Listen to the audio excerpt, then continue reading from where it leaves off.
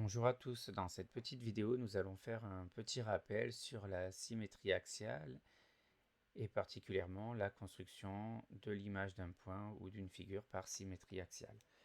Alors on se souvient de la définition de la symétrie axiale qui nous dit que deux points sont symétriques par rapport à une droite si elles se superposent par pliage le long de cette droite. Donc la définition elle est valable aussi pour deux figures. Sont symétriques par rapport à une droite si elles se superposent par pliage le long de cette droite. D'accord. Et vous aviez également vu une propriété qui nous disait que si A' était le symétrique du point A par rapport à une droite D, la droite D était la médiatrice du segment A'. Alors rappelons un petit peu ce que c'est que la médiatrice d'un segment. Nous l'avons vu dès la sixième, la médiatrice d'un segment, c'est la droite perpendiculaire à ce segment en son milieu.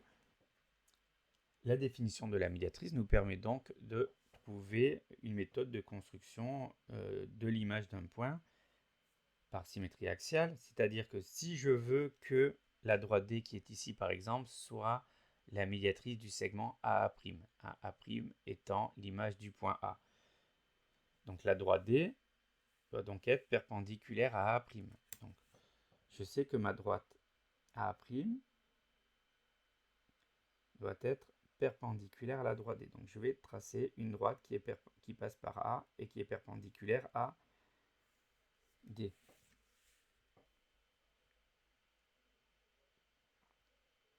Donc ça c'est la première partie de la définition. Maintenant je sais que la droite D, elle doit passer par le milieu du segment A'. Donc c'est-à-dire que le point qui est ici est équidistant de A et de A'. Comment je reporte la même distance de chaque côté? Je prends mon compas, je prends l'écartement jusqu'à A et je reporte. Et je viens de trouver mon point A', image du point A par la symétrie axiale d'axe D. Alors, si on a énormément d'images à construire, d'images de points à construire, ça peut être un petit peu long à chaque fois de devoir prendre l'équerre, le compas, etc.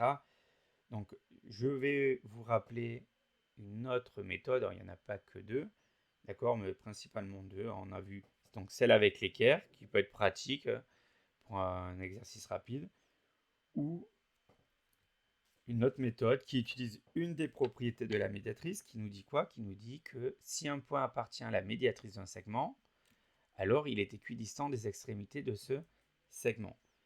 Alors, c'est bien pratique quand on a de nombreux points. Donc, je vais prendre un point, un premier point, n'importe où, sur ma droite D.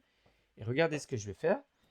Donc, par la propriété qu'on vient de donner, ce point, je sais qu'il doit être à la même distance de D que de D'. Alors, qu'est-ce que je vais faire? Je vais prendre l'écartement ici. Et je sais que le point D', il est de l'autre côté de la droite. Je reporte. Alors, mon point D', je sais qu'il est quelque part là-dessus. Mais pour le moment, je ne l'ai pas précisément trouvé. Alors, qu'est-ce que je peux faire pour terminer? C'est que je vais recommencer ce que j'ai fait. Avec un deuxième point. Alors, je ne les prends pas trop proches l'un de l'autre. Je place un deuxi'ème point sur ma droite. De nouveau, par la propriété qu'on a énoncée tout à l'heure, je sais que ce point, il sera à la même distance de D et de D'. Donc, comme je l'ai fait dans un premier temps, je prends l'écartement jusqu'à D et je reporte. Voilà. Donc là, ça sera mon point D'. Alors, si on veut, des fois, on leur donne un nom. Par exemple, I et J. J'ai le point D' et je vais recommencer pour E et pour F. Alors, je n'ai pas besoin de mettre des nouveaux points. Je vais réutiliser I et J. C'est l'intérêt de cette méthode, c'est qu'on met deux points sur la droite et après on les réutilise. Alors, je sais que le point I, il a la même distance de E et de E'. D'accord? Donc je fais pareil. Le point J, il a la même distance de E et de E'. Donc attention à changer l'écartement de J à E. On écarte, le bon écartement entre J et E. Et on reporte de l'autre côté. Donc là, je viens de trouver le point E'. Et je finis. Je vais faire la même chose pour le point F. Je commence, je me mets en I, j'écarte jusqu'à F. I est à la même distance de F de f'. Je reporte de l'autre côté. Pardon, j'ai un peu glissé. Voilà.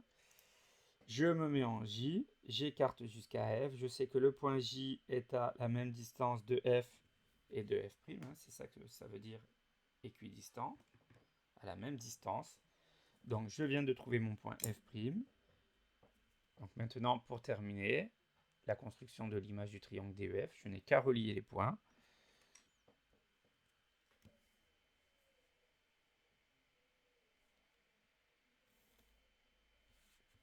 Donc là, pour un triangle, il n'y a pas d'erreur possible. Attention, si vous avez un quadrilatère ou une figure qui comporte plus de 3 points, de bien faire attention à l'ordre. D'accord? Quand vous reliez vos points. C'est pour ça que c'est important de leur donner un nom, des fois, pour ne pas se perdre. Voilà pour cette petite vidéo de rappel sur la construction par symétrie axiale. Cette vidéo est terminée.